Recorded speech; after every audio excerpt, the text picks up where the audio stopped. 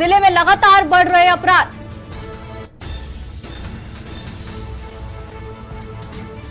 कानून व्यवस्था को बदमाशों ने दी खुली चुनौती। बरेली से यह खबर बता रहे हैं जहां लगातार अपराध का ग्राफ बढ़ता जा रहा है। बरेली का लाइन ऑर्डर हुआ पूरी तरह से फेल।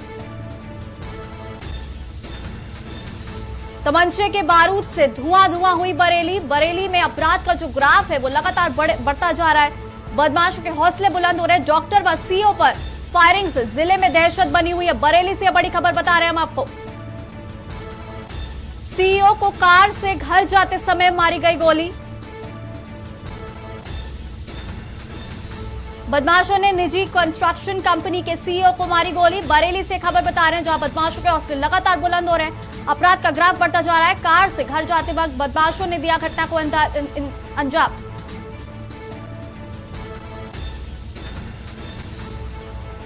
और इसी खबर पर तमाम जानकारी देने के लिए हमारे संवाददाता शानू कुमार बरेली से बने हुए हैं। शानू, क्या कुछ जानकारी? बरेली में अपराध जो है वो इस कदर बढ़ चुका है कि डॉक्टर खुलेआम जो कार में सीईओ मौजूद है उनको गोली मारी जा रही है। क्या कुछ अपडेट इस खबर को लेकर? निश्चित तौर पे बरेली की बात करें तो बरेली का लॉ एंड ऑर्डर बिल्कुल ध्वस्त हो चुका है। बरेली की जो पुलिस है व्यवस्था है वो बिल्कुल जीरो हो चुकी है।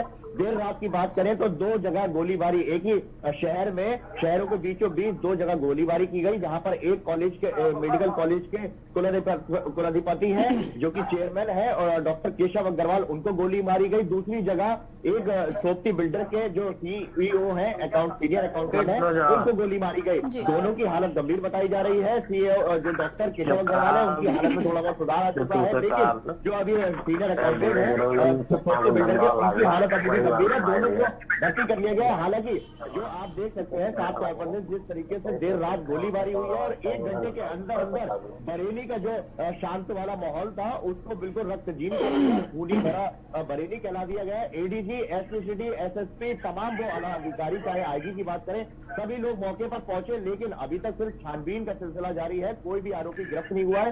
हालांकि जो कार पे जो केशव अग्रवाल है उनकी जब गोलीबारी की बात हुई तो जब वो मंदिर से लौट रहे थे, मंदिर से लौटते वक्त उनकी कार में बदमाशों ने फायरिंग की है। सारे शाम चलते रोड पर फायरिंग की गई थी। अंदाजा लगा सकते हैं कि किस खास पर से बड़ी कानून व्यवस्था है, जगह जगह कैमरे लगे हैं, लेकिन बदमाशों का हौसला बुलंद है क्योंकि कानून व्यवस्था फेल है। जी, डॉक्टर और सीईओ को गोली मारी जाती है।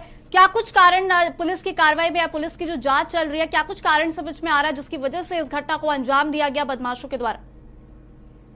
देखिए, निश्चित तौर पे जो डॉक्टर केशव अग्रवाल है, उनको गोली मारी है, उनकी कोई भी किसी से लड़ाई दंगा नहीं है क्योंकि पेशे से डॉक्टर है और एक मेडिकल कॉलेज के वो चेयरमैन भी है, तो किसी से भी उनका कोई विवाद नहीं, वाद विवाद नहीं। तो जो बदमाशों का जो हौसला बुलंद है, काफी लंबे समय से उनके ऊपर निगाह रखी जा रही थी। इसलिए कल जब वो मंदिर से पूजा करके लौट रहे थे तो उनकी कार पे वार किया गया था। कार के शीशों को चारों तरफ से तोड़ दिया गया था। एक जिस तरीके से फिल्मी सीन होते हैं उस तरीके से चारों तरफ से गोलीबारी की गई थी। तब उनके गले के हिस्से पर एक गोली लगी थी, जिसके बाद उनको मेडिकल में भर्ती कराया गया और तब कई जगह हॉस्पिटल से रेफर किए गए। तब जगह एक उनको इस तरह एडमिट किया गया जहां पर उनकी हालत में सुधार है। बात दूसरी चीज है जो कि राजीव गुप्ता है, जो सोप्ती बिल्डर के सीईओ है, उनका कहीं ना कहीं कोई जो साथी अकाउंटेंट है उसके साथ विवाद चल रहा था। कोई फ्लैट को लेकर के उनकी विवाद की बात सामने आ गई। हालांकि मुकदमा दर्ज कर लिया गया है। सोप्ती बिल्डर के जो विवाद हुआ, जिसे गोली मारी गई,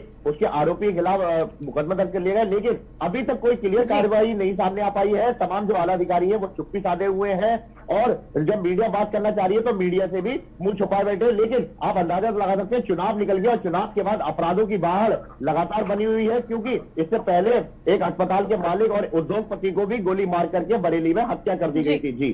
जी, बहुत बहुत शुक्रिया तमाम जानकारी देने के लिए। तो बरेली में ये बड़ी खबर सामने आ रही है और यूपी के रण 5वें चरण की महाकवरेज लगातार जारी है। 12 जिलों की 61 विधानसभा सीटों पर चुनाव आज हो रहे हैं।